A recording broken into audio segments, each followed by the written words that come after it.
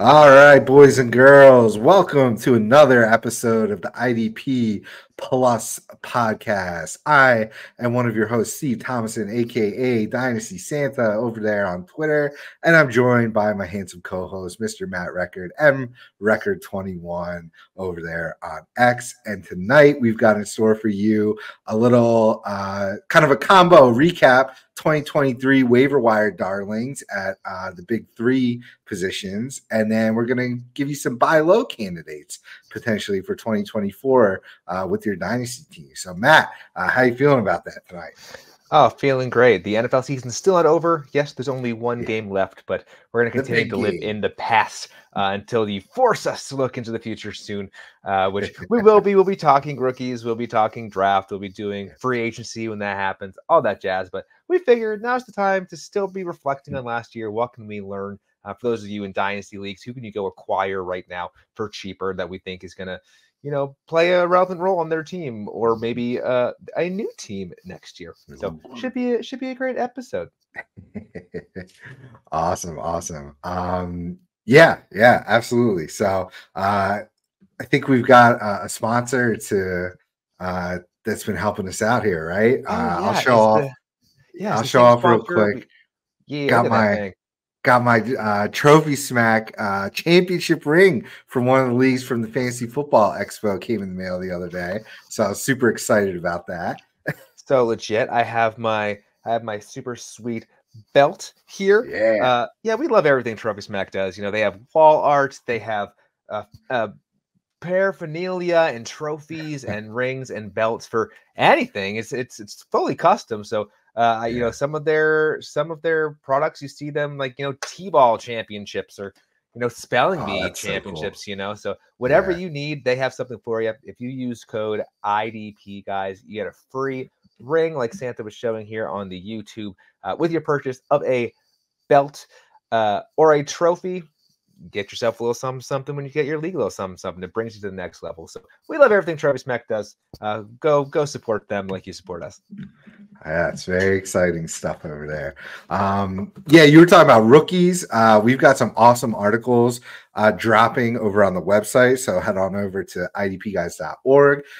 We're already starting some incoming rookie analysis, so sort of previewing profiles, offense and defense of the incoming rookies. We had a few of our staff members out there at the Senior Bowl, scouting and just taking it all in. So really cool stuff over there on the website. So definitely head over and check that out. But for now, we're going to get into some 2023 waiver wire darlings. We're just going to talk about some guys that kind of popped off, came out of nowhere, maybe were lower on people's radars, exceeded expectations, identify them, and kind of where we think they're going to fall into the upcoming 2024 season. So we're going to cover that at the defensive line, linebacker, and safety positions right now. So the first guy is someone Matt wanted to talk about. He is the rookie defensive tackle for the Los Angeles Rams, Mr. Kobe Turner. So Matt, Kobe Turner was a big waiver wire darling for you this year, huh? Yeah, so typically when we talk about rookies on the defensive line especially, it's hard for them to get play time. It's hard to predict consistent, not only the consistent usage, but consistent production. No one, I'd be shocked, other than like the deepest of leagues, did anyone predict anything from Kobe Turner there on the Rams, especially when you had Aaron Donald ahead of him, right? Yeah. Like what do you expect from Kobe Turner? Well, what did he do? First of all, he played 62% of defensive snaps, so still not as much as you'd necessarily want from a defensive tackle, but look at what he did with it. He ended the season with a team-high 9 sacks, 57 combined tackles, a couple of passes defended, 16 QB hits, 8 tackles for a loss. He was crushing it. Why he's on this list is, if you picked him up, he performed for you the entire year, despite his lack of snaps. And then why you should go ahead and get him right now. Donald's not getting any younger. In theory, he's playing another year. The fact that the rookie was on the field that much, indicates that the Rams see something in him. So I really like Turner as being a probably perennial top 25 guy, especially even folks that have been playing IDP forever. Like it's a name that I think you can still get people who aren't paying attention as much. You can go ahead and get him. And yeah, Dynasty, I mean, it was his rookie year last year. You can get him for quite a while if you want him. So yeah, I think Turner is the quintessential waiver wire add of last year, and he's gonna be super relevant moving forward. Yeah, he was a fun one because, he started off a little slow, right? He didn't have much in the first, even before the bye week. So literally the halfway point, he was still probably out there available on your waiver wires. But man, after that bye week, it was, all hands on deck, and he got hot. And the fact that he, outdid Aaron Donald in year one is pretty darn impressive. So these third round rookies have been like a gold mine source of defensive players at pretty much all positions for the most part. Seems like a lot of the guys that come out of nowhere and hit, when you look up their draft capital, it's round 3. So we pay a lot of attention to round 3 there. And yeah, if you grab them early in the year and potentially dropped him, that's totally justified, depending on the depth and size of your leagues. But hopefully you got him back, and we're able to reap the rewards of that awesome second half of the year. And for interior guys to be getting sack numbers like that, also, his overall grades, if you're a believer in the PFF at all, I mean, he was top 11 in overall grades for interior linemen. Pass rushing, I believe he slipped down just a little bit further than that.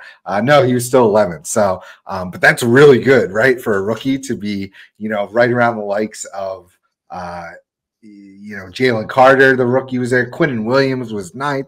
So to be in that kind of company in your rookie year is pretty darn impressive. So he's someone we really like. I know I did our defensive tiers article a couple weeks ago, and I have him as like my 3rd defensive tackle overall for Dynasty rankings. So I am all in on the Coby Turner train, much like you said with Aaron Donald, pretty much closing the door. That door is open just a little sliver. I'd be really surprised if he's back next year. And if he does come back next year, I really think that's it. So definitely wheels up for Coby Turner there. Yeah, and we know splash plays, will come and go. So like the 9 sacks is a lot for an interior defensive lineman.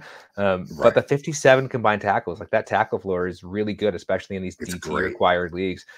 Project a little bit more play time, that 63%. Those tackle numbers go up just a bit, even with sacks coming down. Like he's going to be a bona fide at least DC2 moving forward. Absolutely. All right, so we're going to switch to my guy. So my pick for waiver wire darling was Mr. Carl Granderson, the defensive end for the New Orleans Saints. Sort of in a similar position. Now, he's not a rookie. Oh gosh, bear with me here. He is I believe he's in his like 4th year. But they did give him the bag. So Granderson, kind of proved his worth here, and is going to start making some hefty money. So he's someone in we definitely covered Carl Granderson, as like sleeper and things like that, because he showed some flashes over the past few years. I know I have tweets out there dating back to like 2022, identifying Granderson as kind of a deeper dynasty stash and target throw. So it felt really great to see him fully go off this year. Also, similar to Coby Turner, he's got an aging vet there in Mr. Cameron Jordan, who seems to have totally lost his steam. So Carl Granderson profiles to be the guy there moving forward. And, like I said, with the contract extension, he ain't going nowhere. So he's, a lot of these guys have to go prove it, and then sometimes still don't even lock in multi-year contracts. But Granderson did. So I'm really excited for his, outlook in dynasty leagues going forward. So he was definitely another fun one. Now, he kind of started right out of the gate. So, he was the one, if you listen to our shows and read our articles, you hopefully had him, grab them off deeper dynasty waivers, prior to the start of the season. But, he was definitely someone that was identified early and often in our waiver wire pickup articles for sure. So definitely excited about Granderson moving forward there. Yeah, the Saints finally gave him the playtime that he needed, right? So the previous 2 years, he was only playing 45% of defensive snaps, got all the way up to 79% this year. You know, what did he do with that? You know, career high 78 combined tackles, career high 8.5 sacks. I mean, that's wonderful. You know, like you said, he got the bag. So the Saints project him to be that starter for a while. And that 78 combined tackles at the defensive end or edge position is bona fide elite, right? Because you expect those sacks, but even when he doesn't get those sacks, he's still giving you points, especially in the types of leagues that we typically play in, where you might get a little boost in tackle points if you're on the defensive line. So yeah, I think all signs are pointed to, you know, him having a great year next year and years moving forward.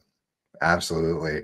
And with the way, you know, I expect their defense to be potentially on the field quite a bit with I believe they're looking to keep Derek Carr there on the offensive side. So yeah, he might have plenty of opportunity here over the next year or two, especially to keep that momentum going. So big fans here. I know our guy, Big Joe Harlow, is a big Granderson guy. That he's a fellow Poke, Wyoming Poke. So he's got that going for him as well.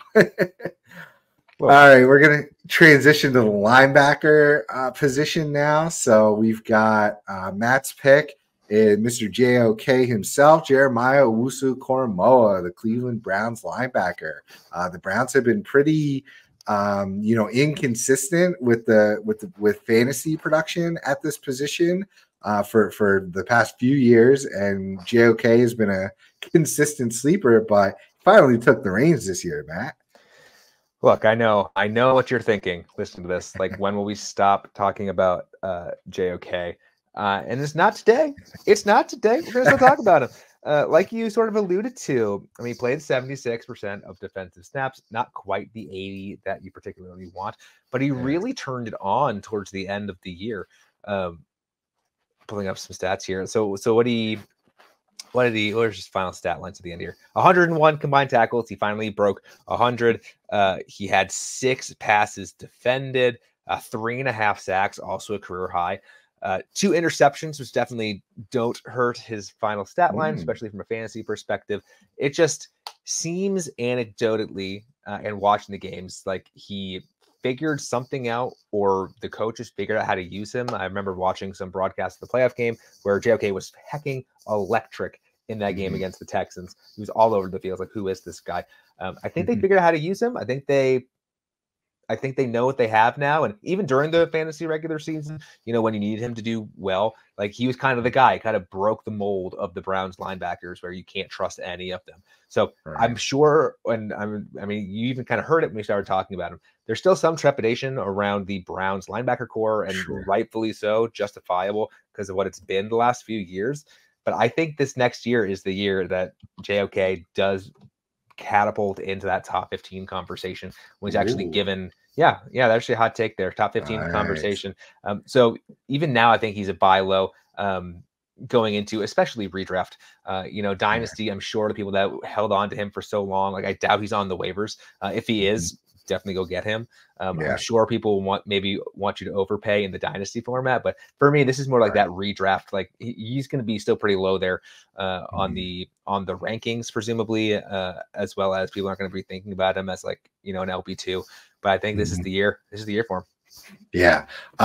Some cool things that happened with JOK. So yeah, early in the season, he was like doing fine, but then week 10, he really just took off. So really important time of the season in our IDP invitational scoring.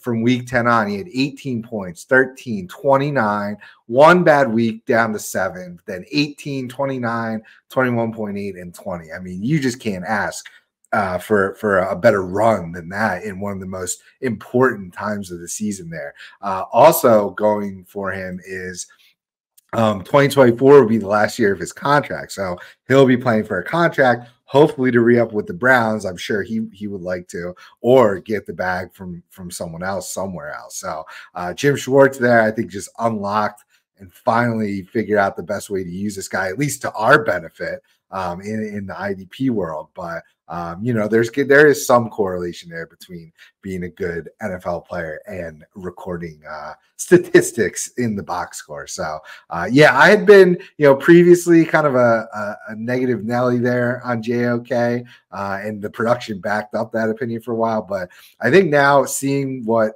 Schwartz did with him and unlocking him, I'm ready to take a 180 on that. So I'm going to be, you know, a little more kind to my JOK dynasty rankings here moving forward. So I mean, that game against Houston, the playoffs, 8 solo tackles, 1 assist, 4 tackles for a loss. It was like every other play, he was just in it. And again, watching it throughout the year, like you said, kind of midway, they figured something out and they started putting him in these positions that were super successful. So yeah, if you picked him up in that waiver wire, congratulations. That was huge.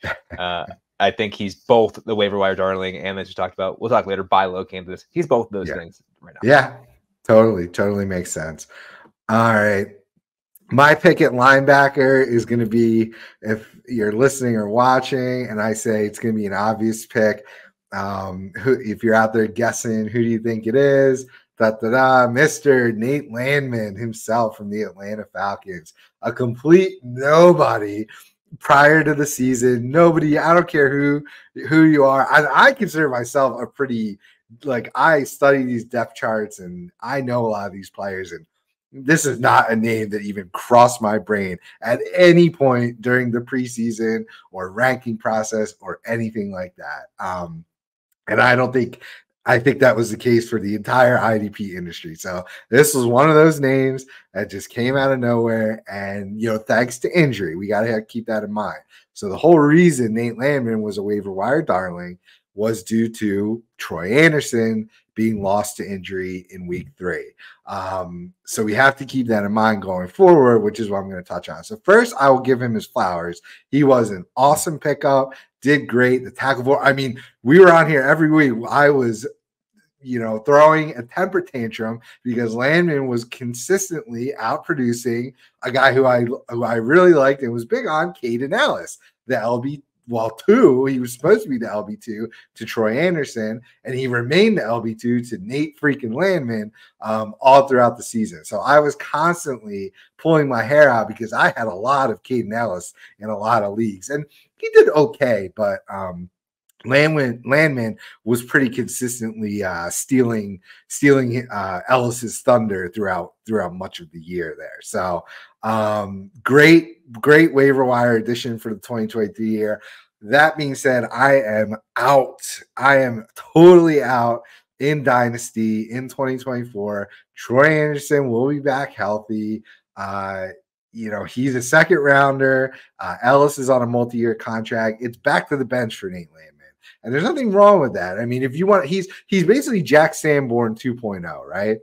And if you want to hold on to a Jack Sanborn in a 53-man super, you know, 12-team, 14-team league, you know, kind of see how things shake out. Maybe the injuries happen in the preseason. Totally fine. Totally understand that. But for me, I'm clear. He's one of the top names that I'm clearing. Or if I can send out offers to every other team for a late or last round rookie pick, that's what I'm doing for Nate Landman, because he's just one of those guys. Nice little Cinderella story, but for me, it's back to a pumpkin in 2024. We've been starting our Dynasty mock drafts to get ADP together for the website and to show people where people are being drafted. My jaw nearly hit the floor when I think someone got auto picked. Now this is granted, it's one QB. I guess they got auto picked Anthony Richardson, and they said, nah, throw him back. Give me Nate Landman instead. And I couldn't believe it. So when my pick came up later that round and Richardson was still available, even though it was going to be my QB2, I smashed that. For me at least, in no format, in no league size, would I ever consider taking Nate Landman ahead of Anthony Richardson. I could have 4 QBs already in a 1 QB league. And if Anthony Richardson's there, I'm taking him 1 billion times out of 1 billion over Nate Landman in a dynasty league going forward. So I don't want to be harsh. I gave the man his flowers, but you guys, you got to realize what's happening here. Caden Ellis, multi-year contract. Troy Anderson going to be healthy, going to be coming back. It wasn't yeah, it was a knee injury, but it's not like he tore it to shreds. They just took precautions, took him out for the year. But you know, guys, don't take Nate Landman over Anthony Richardson in dynasty leagues, please. Yeah, please don't. I mean, you couldn't have said it better with the Jack Sanborn comparison, right? Yeah. Like, it's just, that is what it is. Like, Yeah. obviously played very well when given the opportunity. We don't expect him to be given that opportunity again. Granted, obviously it's the NFL. Injuries happen. Yeah. So like, if you want to stash him forever, that's great. You'll probably end up with a Jack Sanborn sort of stat line, right? Which, like, sure, he had some weeks where he was like, okay, like an LB4, right? But like you know, like Nate Landman, you had your year for IDP relevancy, and unless something crazy happens, that was going to be about it. Yeah, I mean, he is going to be a free agent, so maybe, you know, he earned himself a job somewhere. Some needy team gives him a shot. Maybe my Eagles, you know, but like I just don't see him as someone that, you know, all his production, it was pretty much tackles, right? 7 TFLs, 4 QB hits, 2 sacks. That's not bad. 3 passes defended, 3 forced fumbles. So, okay, I'll give him some credit there. Some splash plays, not terrible. But it was 66 solos, 44 assists. We'd also like to see that, you know, ratio be a little more spread, a little greater difference, right, for IDP purposes, because many leagues score solo tackles higher than assists. So it's just someone that I'm not, you know, people get loyal to these guys. They grab them off waivers. They had a great year for them, and they don't want to let go, because what if he does it again? I got him for free. I got him for nothing. Who cares? That's all I gotta say. There will be 5 other. Someone else does the same thing.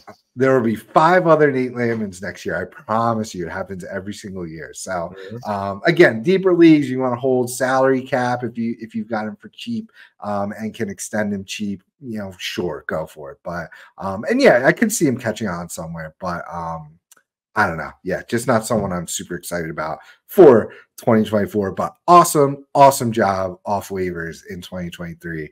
Absolute stud. So. All right, we're going to move to the defensive back position, and Matt's pick is Mr. Cameron Bynum, the Minnesota Vikings safety. So. I mean, who saw this coming? You know, like, we call him a waiver wire darling because, I mean, there are definitely league sizes where he was definitely on the waiver wire. In your deeper leagues, you know, he's maybe rostered, but he went from averaging, what was it, 4.5 tackles a game to, hold please, quick math, to 8. Like, he nearly doubled his tackle production. And here's the thing, like, same play time, right? So 2 years ago now, played 100% defensive snaps. This last year, he went all the way down to 99% of defensive snaps. So he was on the field, but his tackle production just completely skyrocketed. So 137 combined tackles. Did he even have any splash plays? 2 interceptions, so nothing crazy. 9 pass defended, 3 forced fumbles. He was just a freaking rock star the entire year. So if you got on him and get on him early, like, he came out of the gates with a 10 combined tackle, then a 15 combined tackle, 6, and then 12. Like, he came out of the gates freaking hot. So if you were paying attention and you went and picked him up, he didn't really have many off days. Obviously he had a couple, because everyone has. He went through a little lull in the middle of the season, but he finished strong. But just, like, he was so damn good. So I don't know how to project him moving forward. Obviously, you know, stars for this last year. He finished as what, our top. He's 4th. Fourth highest points per game. Exactly. I think 3rd overall points scored. Yeah. So absolutely dynamite rock star. The Vikings are an interesting team, right? I'm pretty sure he's still under contract with them for 1 more year. He had the same play time, so I don't know if your PFF stuff, maybe he moved around to a different position. Yep, I just pulled that up. The biggest difference, so in 2023, Okay, I'll start in 2022 where he had an okay season. He played 939 of his 1,278 snaps at what they would classify as free safety. This year, only 561 snaps at free safety out of 1,193. So the overall snaps went down a little bit, but that's not, whatever. It's still 100%, 99%, right? Don't care about that. But it was where he was playing on the field, took away some of that free safety work and moved it into the defensive line, the box, at slot corner. So that's a very important piece of the story here for Cameron Bynum. And now nobody could really predict that was going to happen. New defensive coordinator, Brian Flores. The only thing we really knew about him and his scheme was that it was going to be more of a one linebacker heavy rotation. So, but we knew nothing about the defensive backfield. And I mean, all the guys back there did really well this year. A little foreshadowing, but Harrison Smith is, ancient in football years. Who knows how long he's going to stick around. So Bynum the only other thing with Bynum that gives me a little bit of concern, but not too much, because this guy seems like he's pretty much locked in for bust territory at this point. They did use a first-round pick on Lewis Dean last year. Missed a rookie year with injury. Basically was a healthy, not scratch necessarily, but just didn't play this year at all. So will they give him a shot, especially if Harrison Smith moves on? Does Bynum go back to taking that free safety role, which is what Harrison Smith really took care of mostly this year? So could be a little bit of trouble there, in my opinion, but that's total speculation. Just a little bit of pause for concern. And we know that defensive backs for fantasy purposes, right, or safeties especially, I mean, it's a huge rotation every year, the top guys. So to expect Bynum to run it back, he's definitely, for me, I don't know about you, a sell high candidate going into 2024. Yeah, defensive backs, the highest turnover of any position in terms of the top 10 reproducing, the top 10. So the thing you like about him is that he's on the field 100% of the time, right? And you obviously like how they shifted where he was aligned. That's huge, leading to those ridiculous tackle numbers. We just don't know if they're going to do that again next year, right? So he's a classic fella where, he'll be drafted maybe as a top 5 guy because of this last year's stats. And that's all well and good. I'll let someone else do that and go after go after some other, not dart throws, but other people I feel a little more confident in the reproducing of those kinds of stats. So sell high, or I mean, if you have him, great on cheap contract, hold on to him. But he'll be hard pressed to reach 137 combined tackles again. Absolutely. All right, my guy, as we foreshadowed, was Josh Metellus. So I really liked him. I saw some preseason notes on Twitter for some good beat reporters saying that he was going to get some run as the third defensive back, kind of a Swiss Army. And that guy, whoever that was, I forget off the top of my head, but he freaking nailed that report, because Josh Metellus had an awesome year. He was essentially playing as the linebacker too, as we mentioned in Flores' scheme, but he literally played. They highlighted this later in the year. Finally, people started to catch on to what Metellus was doing. He literally played every position on the defense at some point. I'm talking about each safety position, corner, slot corner, defensive line, linebackers. He literally played it all on the field, which is awesome, especially for IDP purposes, right? And he just had an awesome year. So I think we're going to see some good turnover there on the Vikings defense. A lot of guys' contracts coming up, expensive contracts. Metellus is there. He's locked in for 2024 at a really cheap deal. So I'm probably going to have him ranked higher than Cameron Bynum in my dynasty rankings once I finalize that, because I'm just way more confident in his role being this jack of all trades. I mean, what more could you ask for from an IDP player? So Metellus was an awesome waiver wire darling. If you listen to our show, if you read our material, we were all over him from, pretty much the preseason every single week until people started to catch on, because he was still available in tons of leagues, especially more shallow leagues, pretty much all year long. People were just not believing in this guy. So big fan of Metellus here going forward. Yeah, and he played 94% of defensive snaps. He didn't have a single game with fewer than 5 combined tackles, which is crazy consistency.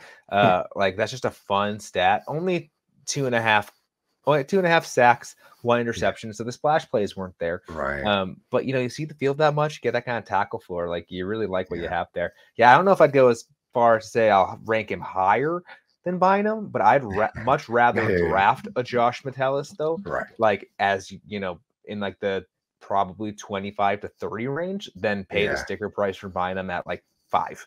Right. Right. Metellus, like his numbers aren't that crazy different than Bynum. Right. But Metellus is going to come in with a price tag that is way cheaper. Right. Like I'll spend my extra money on, other positions that have less turnover. Right. Stack up in the edge and linebacker positions and wait and get yourself a Josh Metellus. Feel really good about it. So, again, arrows pointed straight up for him. And boy, if you got him this year, if you were listening to us, which you should do, you're welcome. Yeah, absolutely. All right. So that takes care of our waiver wire darlings. We're going to transition now into 2024 buy low candidates. So here we're going to touch on all 5 positions. So more of your MFL league type players here. So we're going to go defensive tackle, defensive end / edge, linebackers, corners, and safeties. Guys that we think, either flew under the radar, maybe younger guys who are coming up with opportunity, maybe older guys who had down years or got injured that we expect to be healthy for this year. So we're going to kick off our first buy low with Matt's pick at defensive tackle, who is Dexter Lawrence. So coming off kind of a not great production year, but Matt, you still like Dexter Lawrence as a buy low. So I was so all in. I remember. So all in with Dexter Lawrence. I want to see where he ended up finishing in the points per game in our Masters tournament. It's pretty average scoring if you've been following along. So like mixes the tackles with the splash plays. He finished 23rd. He finished 23rd overall in points per game. Right. Look, I thought he was as close to a log as like a top 5 defensive tackle that you could get. Right. So finishing 23rd is very, very disappointing. Now, what happened, right? You look at playtime. He did have a pretty significant reduced role there. So he went from 82% of defensive snaps down to 67% of defensive snaps. This led to 15 fewer combined tackles, 3 fewer sacks, 7 fewer QB hits. Here's the thing with defensive tackles. It's very hard to get people that see the field a whole lot, right? The Giants, I believe, gave this man a whole bunch of money. Just confirm that. Real quick. But he's signed with them for the next 4 years. So the Giants, see him as a big part of their defensive line. So I just see this bounce back coming back because seeing the field, even he still did pretty damn well for how little he saw the field, so it's one of those ones where is top 5 a little lofty? Absolutely. Do I think he's a top 15 player? Absolutely. And everyone's gonna say he's getting a little older, what the heck happened. I have faith that the Giants are figuring some stuff out on defense. We expect Kayvon Thibodeau to continue to ascend. Like maybe Azeez Ojulari will be good, or they'll find another edge rusher to pair with Thibodeau there, giving Dexter Lawrence, more of an opportunity to make these splash plays. He sees the field enough at a position that's hard to predict. I just feel like a bounce back is not asking too much. No, and you got to remember he lost his running mate in Leonard Williams to a trade midseason. His PFF, everything related, grades, win rates, pass rush win rates are elite. He's top like 1 or 2 in everything. So you gotta expect that a bounce back is coming. So yeah, I'm right there with you. I think he's an excellent buy low. Oh, here's a little spicy take for you.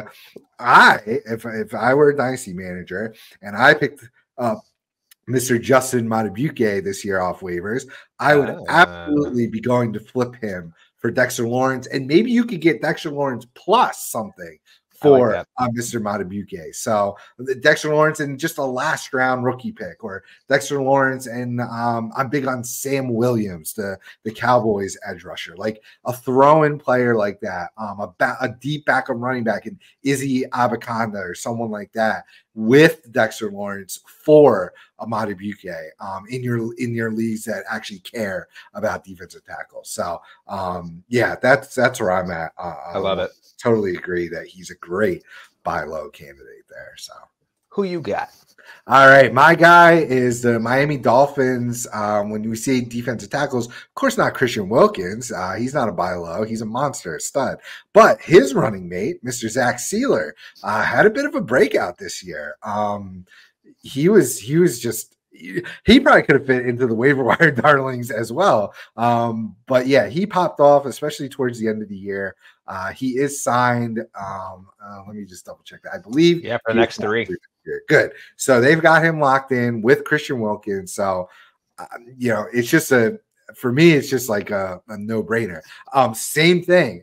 Now, he's not quite on the talent or name recognition level as Dexter Lawrence, but I would absolutely go flip Matabuke to get Sieler with maybe plus additional, maybe 2 picks or a player and a pick to go along with him. But yeah, Sieler's just someone who, when you're playing next to Christian Wilkins, like, there's going to be opportunities sent your way. So I'm just a fan of Sieler, and he paid off managers later in the year. I believe he had he scored a touchdown at one point, like a fumble recovery. Of course, that's fluky stuff, but I don't believe he's going anywhere. The playing time was great.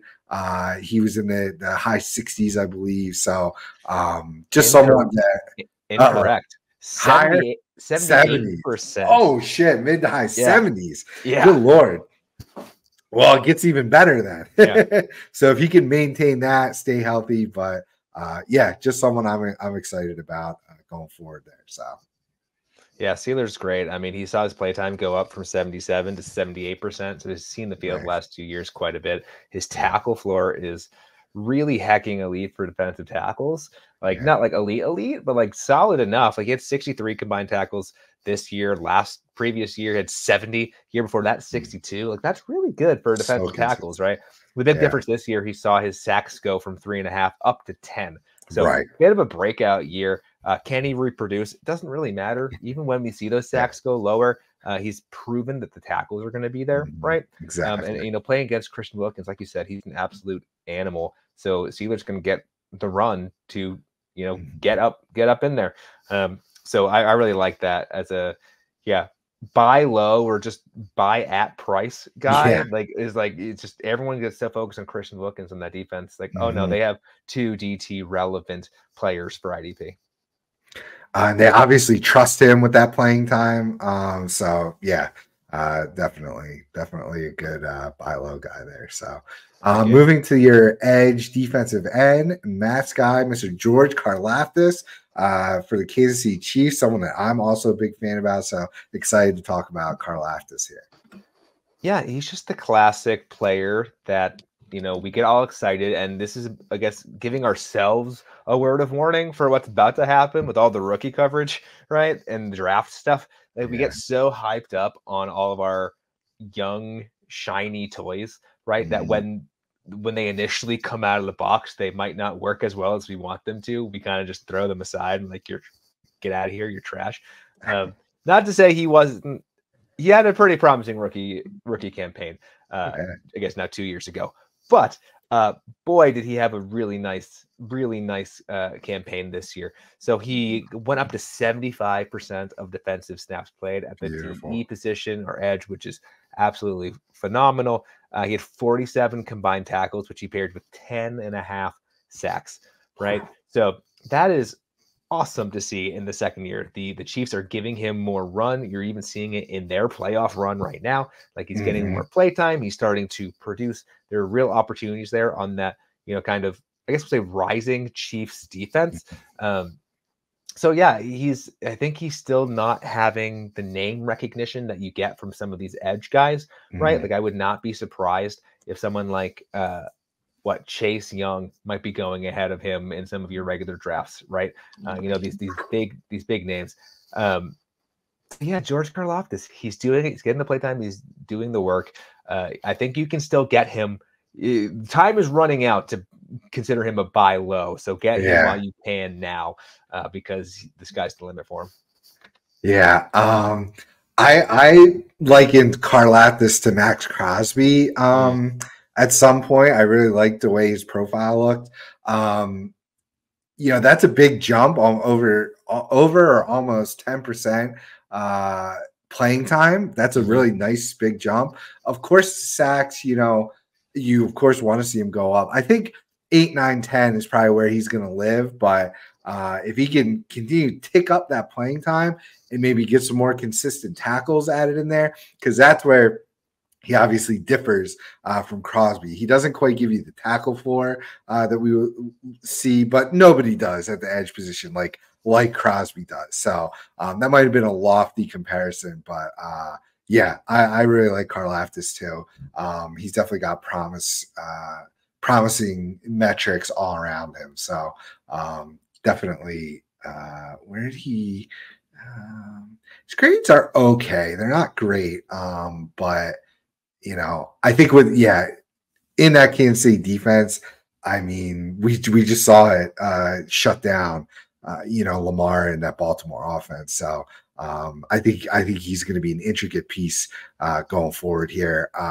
We might see the first rounder Felix and Dookie Uzoma start to pair up, and if he gets more playing time, if they keep bringing back Chris Jones there in the middle, like it's going to be just ripe with talent and ripe with opportunity. So definitely agree that Karlaftis is a buy low guy.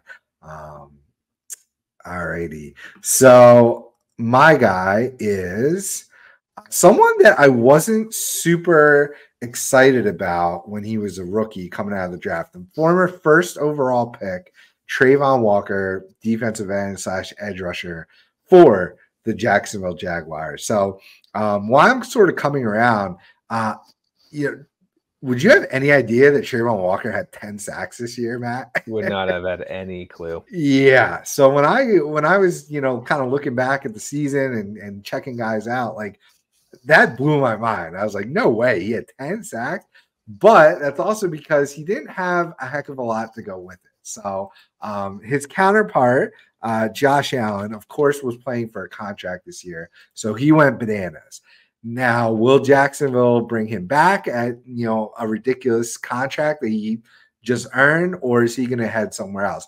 If I'm betting that considering they invested the first overall pick into essentially the same position as Josh Allen, they might let him walk depending on, how strong the offers are from other suitors there. So that would be my bet. Now, some people like to dismiss that like, okay, well, what does it matter if Josh Allen stays or goes? I mean, it's opportunity, Let's see. Walker played 78% of the snaps. I think we could see that go up. I don't know off the top of my head. I assume Josh Allen played probably a tick more. He was probably in the 80s, I would guess. But regardless, that Walker could, see his opportunities rise to that, 80% plus of snaps played here, especially if Josh Allen goes. So that's the significance of Josh Allen leaving, is that there's just simply more opportunity. And with that, we might see the tackles increase. We might see some splash plays come his way. Now, of course, tackles are hard to come by there when you've got Devin Lloyd and Foye Oluokun, manning the middle of the field. So, however, if you're playing in a league that properly rewards sacks, then that's basically what you're buying Trayvon Walker for to begin with, is the sack potential. And year 2 for being a raw prospect that needed to be developed to hit that double-digit sacks, I think that's super promising going forward. Yeah, and Josh Allen ended up playing 79%. So, about the same as Trayvon Walker. But, I think everything we said still stands. Talk about, the shine coming off a player like Trayvon Walker being the 101. Boy, is he disappointed. Everyone, right? Especially the dynasty manager that drafted him really high, because I would assume he was the top defender taken in many of those IDP drafts that year. However, to your point, you got to stay unbiased in this game, right? It's a stats game. You're still gambling a little bit because you don't know who's going to do what each week. But if I were to tell you have a second-year player, right, who had career high in snaps, so 78% of defensive snaps, who had 10 sacks on 52 combined tackles, you wouldn't be saying, oh, that's a bust. You're like, oh, that's a player that's on the rise. It's kind of like George Karlaftis, right? So I think people might be willing to pass up Walker, trying to get some other abuse. Like I don't think his ceiling is as high as, say, like Will Anderson, some of these other young rushers. But I think what we're learning is Trayvon Walker is still going to be a relatively fine IDP player. He's just not going to be, that top 10 guy. Do I think he can finish, top 25? For sure. Absolutely. And I think that makes him a really great buy low candidate, because people, are still expecting great things. Like, I always go back to the Fred Warner talk, right? Or Logan Wilson, rather. Where it's like, we just know who he is, just have to value him accordingly. So yeah, great call on that buy low candidate. Yeah. All right, we're going to move to linebackers and start with Matt's pick. Coming off the injury, Mr. Matt Milano, the linebacker for the Buffalo Bills. Yeah, and this is just a classic buy low candidate because of the injury, right? So even before the injury, going into last year, he was kind of one of those unheralded guys that shows up. What do you call them? Lunch pail guys? Like, he just shows up, he performs. He's the heart and soul of that Buffalo Bills defense. He's not going anywhere. He'll be back next year with them, hopefully fully healthy. Obviously, the one word of warning, or the one thing that gives me pause, you don't like injuries in linebackers that are getting older, right? How even old is he? He's not pushing 30. Crazy old. He's either pushing 30 or like just hit 30. Yeah, he'll be about that. But still, when he plays is always 100% of the time, just puts up really solid stats all over the field. Like, he's never a huge tackle guy, but he always makes up for it with splash plays, especially after this injury. People are going to forget about him. They're going to be all about Terrell Bernard there, the linebacker for Buffalo, that kind of stepped in and performed really, really well. And that's fine. And he might be the future of the Bills linebacker position, but that doesn't mean Matt Milano is going to come back to, nothing, like a completely reserved role. So I think people are forgetting how decent Milano is as that LB2, LB3 every given week. So yeah, definitely to me, a buy low. Kind of always has been a buy low, but especially after this injury and the excitement about Bernard, people are going to really forget about Milano. That's the biggest thing. People are going to be super excited about Terrell Bernard, justifiably, but that will absolutely push Milano down. So great vet. You'll get him for cheap, for free. He'll start the year as an LB3 or 4 for you. And if he stays healthy and comes back, he'll finish the year like he always does at a solid LB2. And it'll be a great return on investment. So absolutely. I've got a similar guy. So my guy is Niobe Dean, the linebacker for the Eagles. Similar issue with coming off an injury. People love this guy out of college. Fell in the draft due to injury concerns. Didn't play his rookie year hardly at all. He just sat and learned. Finally was handed the reins this year. Got injured.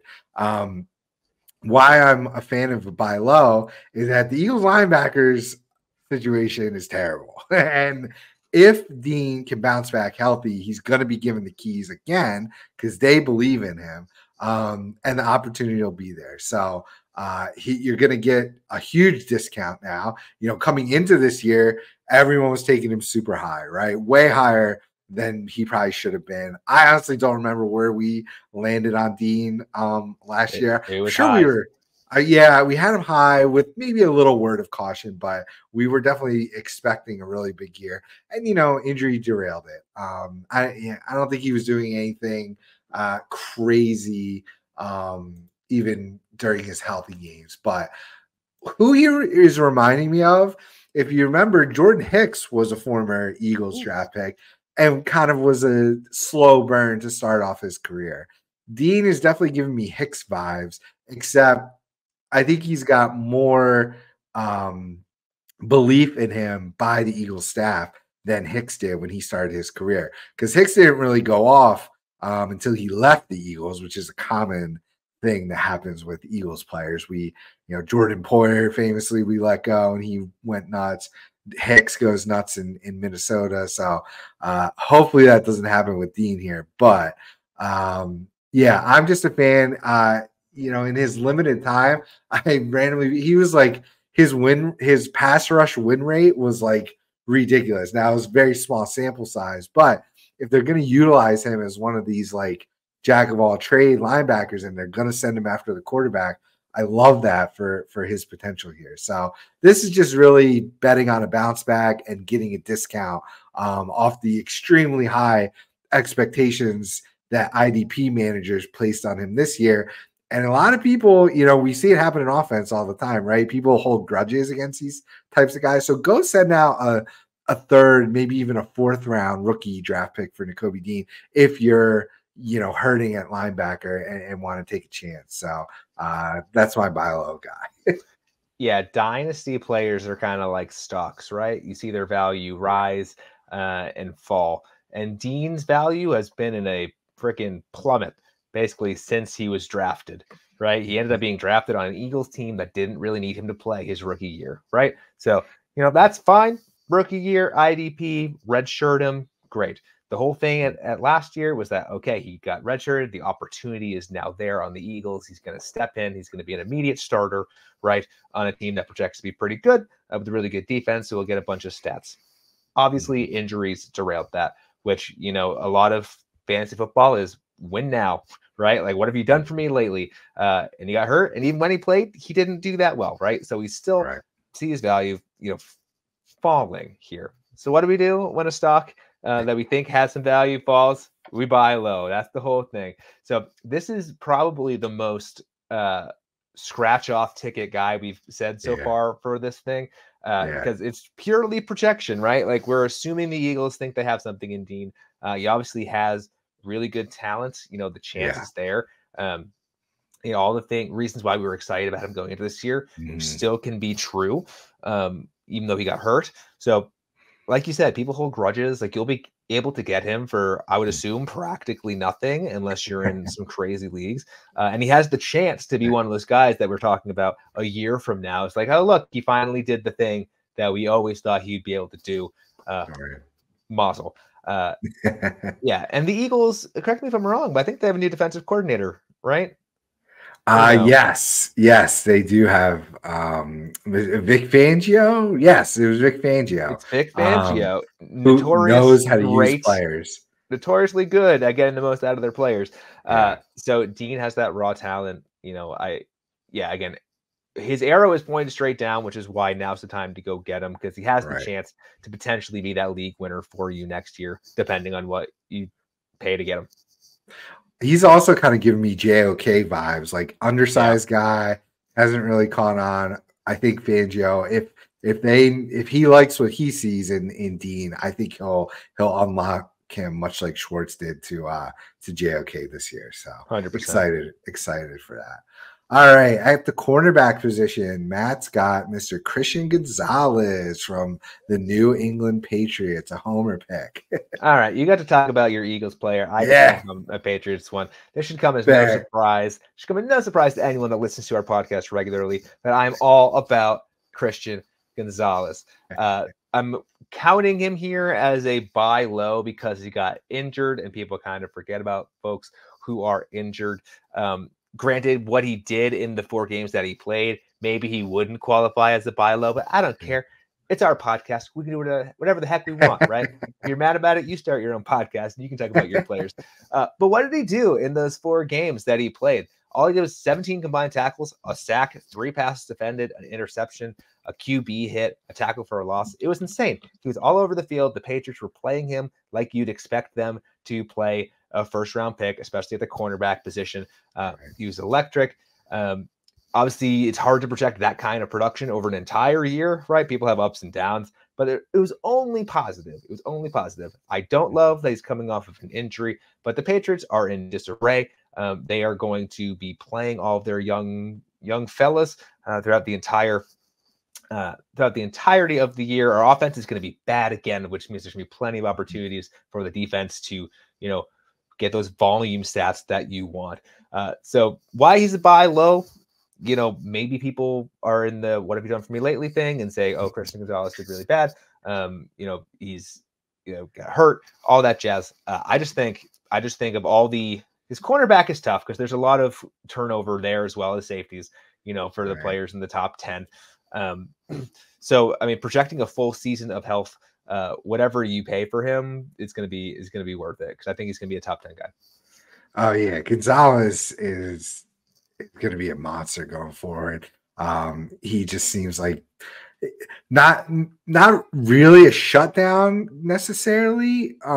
So he's going to have the IDP stats available to him. So I don't know that he profiles like an AJ Terrell or Sauce Gardner. Like, yes, he's good, but I just don't know that he's going to be having quarterbacks specifically not throwing his way, which is going to be great for IDP. And like you said, we saw what he could do from a production standpoint. So totally agree. Love Christian Gonzalez. My guy for cornerback is another rookie from this past year from the Indianapolis Colts. Definitely more under the radar than Christian Gonzalez. Gonzalez, a first-round guy. This is Julius Brent from the Indianapolis Colts, a second-round guy in his own right. He is a big body corner, which I like. 6'3" cornerback. Okay, so I didn't really have tape. I'm not a tape guy, but people that I source and watch for that really liked his tape coming out of college. So this is almost more of like a gut pick, but the way Indianapolis is trending, Kenny Moore is getting a little bit long in the tooth. Now, Juju Brent doesn't profile much as a slot guy. He more is a boundary guy, but still, Kenny Moore kind of played everywhere this year. So he's getting a little long in the tooth. Jalen Jones kind of came out of nowhere and had a really nice IDP season. I think Juju Brent takes over those stats, moving forward here. So in the games that he was healthy, so again, I mentioned he was injured. So in the games he was healthy, some of his top games, 9 tackles against the Rams, 7 against Jacksonville, 7 against Atlanta, 6 against the Raiders, 3 passes defended, 2 passes defended, 1 pass defended.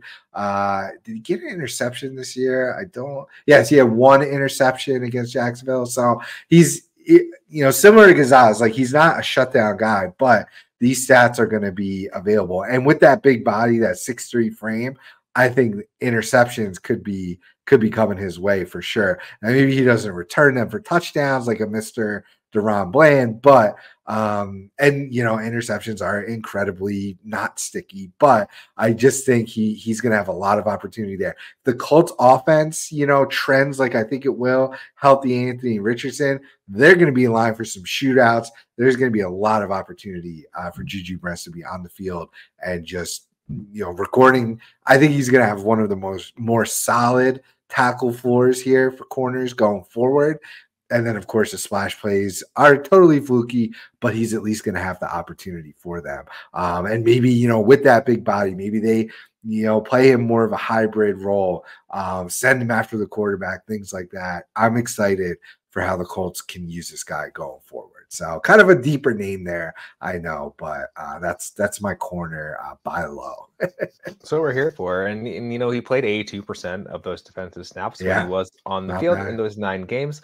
You know, averaging a fairly healthy 4.5 combined tackles a game in those games as well, as he sort of alluded to, which is nothing to sneeze at a cornerback position. You know, cornerbacks are heckin' hard, very matchup dependent. Now we'd like to see that playtime go up a little bit. I know the linebacker rate of usage that I always spout is 80% to be worthwhile. Cornerbacks, you can typically get someone that's in the 90s and feel pretty good about it, even on people that are on waivers. But, you know, we're talking about buy lows here. We liked what we saw, you know, in the games that he played. I think everything you said about him being a big, you know, big cornerback, you get more involved in the game next year. I think that's all super valuable. So, yeah, go ahead and get Juju. Yeah, his playing time will definitely increase, you know, as he's healthy and whatnot. So, all right, we're at the last position here, safeties, and Matt's going for Jabril Peppers, safety for the New England Patriots. Like I said, it's our freaking podcast. I can talk about my Patriot. I love it. Jabril Peppers is just a great buy low. I traded for him this year. I gave up. Oh, who did I give up? A bigger name. People were saying, "Why would you do that? Like Peppers isn't that good." He sneakily had a really, really heckin' great year this year. 78 combined tackles. He had a sack, 2 interceptions, all the while playing 96% of defensive snaps. Nice. Now, this is awesome because Kyle Duggar was healthy the entire year, who's the most often sought after defensive back, and he's statistically better than Jabril Peppers this year in the Patriots. Now here's the thing. You know, Peppers was lining up on parts of the field, you know, where he was able to get these, you know, tackles and was, you know, participating in these games. Kyle Duggar is a free agent this year, and there's plenty of talk, you know, are the Patriots going to pay the sticker price for Kyle Duggar? Now, maybe Duggar, you know, takes a classic New England Patriots discount to stick around, but I don't know why you would. If someone's going to pay you more to get out of New England, they'll probably do it. So who knows how much the Patriots value Duggar? We know that they drafted Marte Mapu as a very similar projection player as Kyle Duggar. So I kind of think Duggar is going to move on, which will lead to even more opportunities for Bill Peppers, who plays in a very similar spot. So people didn't buy that Peppers was crushing it this year while it was happening. I can't imagine that's going to change in the off season, especially before Duggar moves on, because he's a name that, you know, people don't get that excited about, you know. So go ahead and buy him low. Even if Duggar ends up signing, he already proved that he can be super fantasy relevant with Duggar there. And if Duggar moves on, then I think Peppers becomes a captain on that defense, to be honest, and then ends up, you know, improving his stats even more. Yeah. I think great candidate there to buy low. Dude, Peppers was like, he was basically Josh Metellus light this year. So I'm looking at his alignments. He played, you said like 90 some odd %. So 96. Similar to Metellus. So that was equivalent to 1,044 snaps. He played 50 on the defensive line, 267 in the box. That's what we want out of our safeties. 134 at slot corner, so that's more opportunity. 80 at wide corner, 424 at free safety. That's kind of what his position was supposed to be. But I mean, love to see him all over the field like this. Like I said, kind of like Josh Metellus light.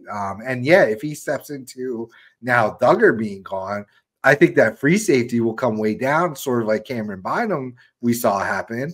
And yeah, it could be even better of a year for Peppers. And so if you play salary cap leagues and this website called RSO Reality Sports, he actually had cornerback eligibility in that league. So if you can get a safety with cornerback eligibility, that's a cheat code right there. So I wish it would have been the case for MFL as well. Unfortunately, he was a safety there. But hey, maybe with this breakdown, maybe they'll give him dual eligibility there, playing so much cornerback. But yeah, totally like that. Totally agree. I think Duggar's out of there with Belichick being gone. He was a Belichick baby.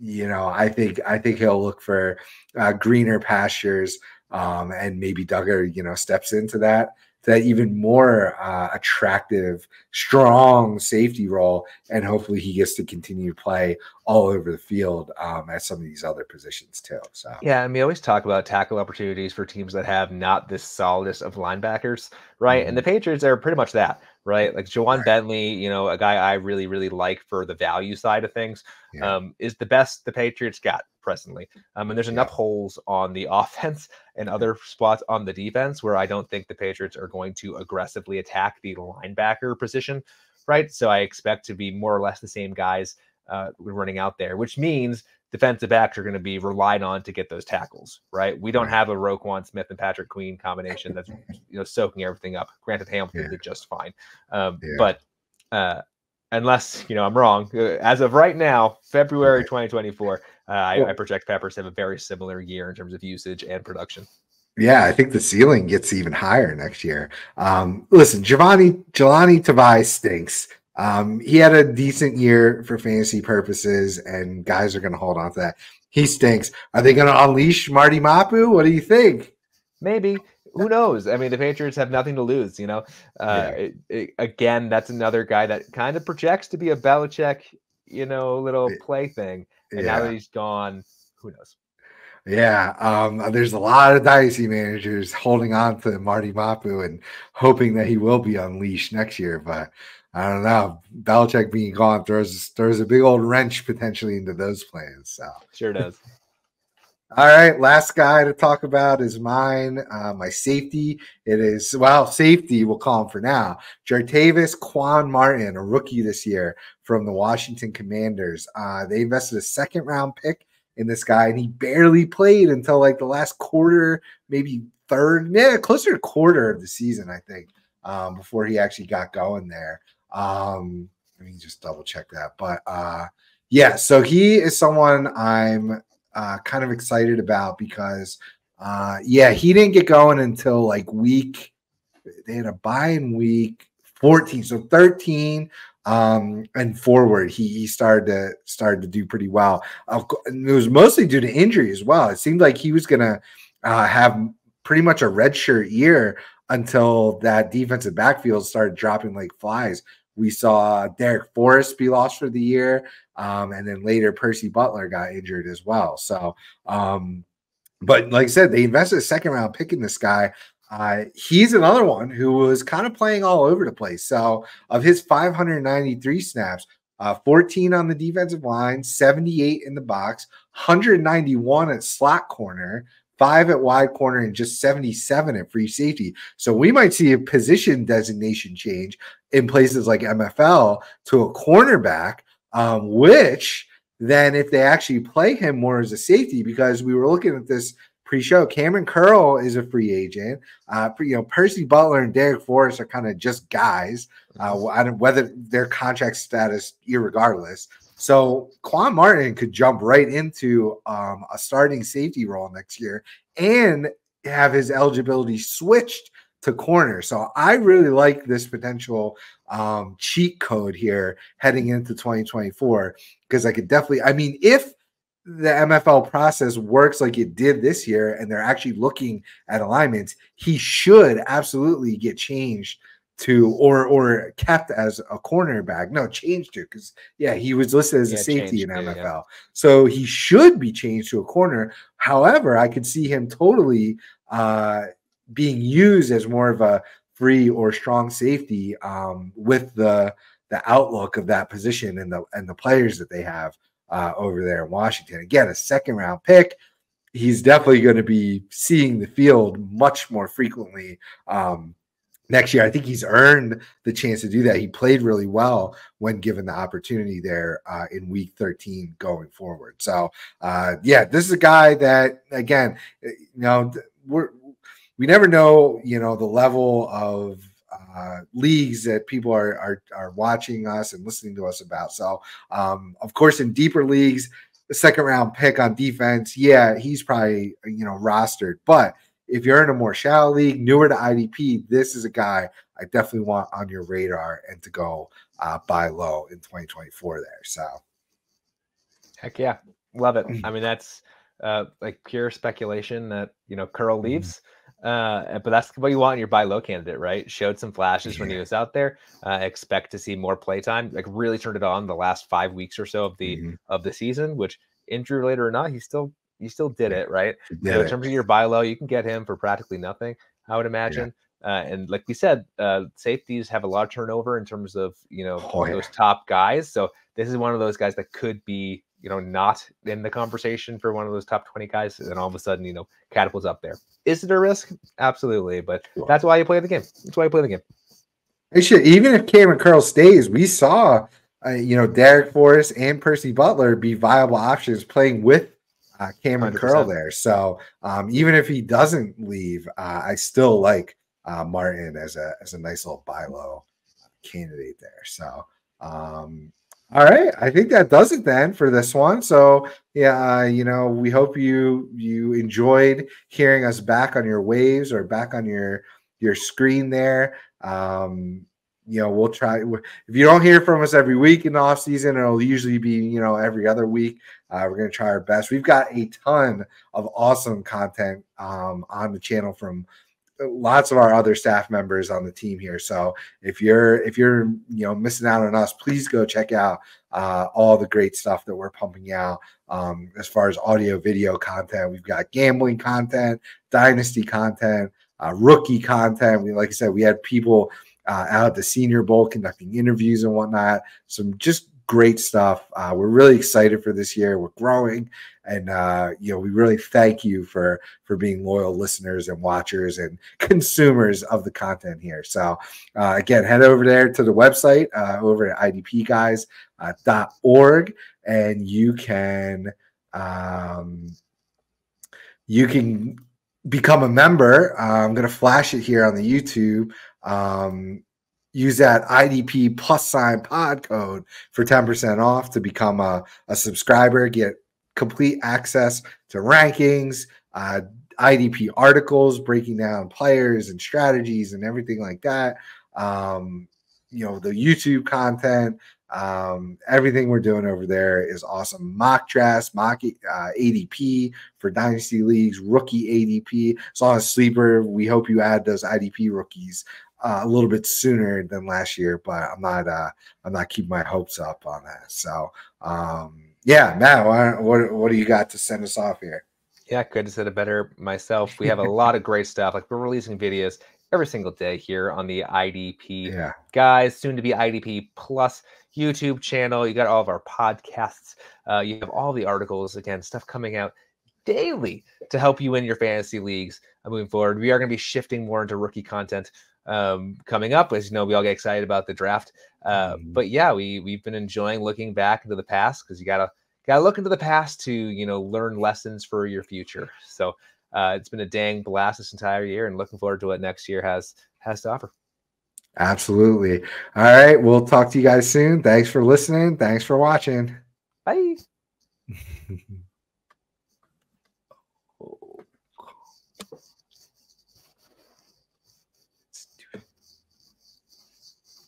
Seriously, I'm just gonna leave this in. My stupid mouse wasn't working, so you get a few extra seconds of us. God. All right, now goodbye officially. Thank you for watching this IDP guys video. If you like this content and you want more fantasy football content, click here. If you enjoyed this video and you want to see more videos to help you master your IDP league, click here to subscribe.